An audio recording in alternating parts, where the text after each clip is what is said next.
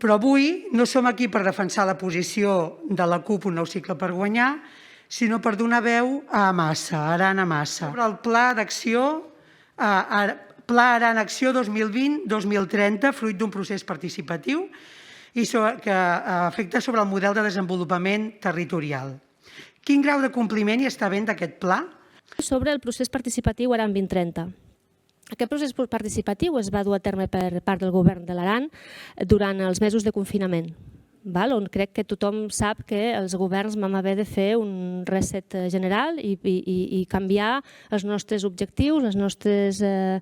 perspectives i adaptar-nos a una situació que ens superava a tots. Es va iniciar aquest procés perquè la gent de l'Aran pogués participar d'un debat per definir precisament quins objectius fins d'aquí al 2030 volíem tenir com a territori.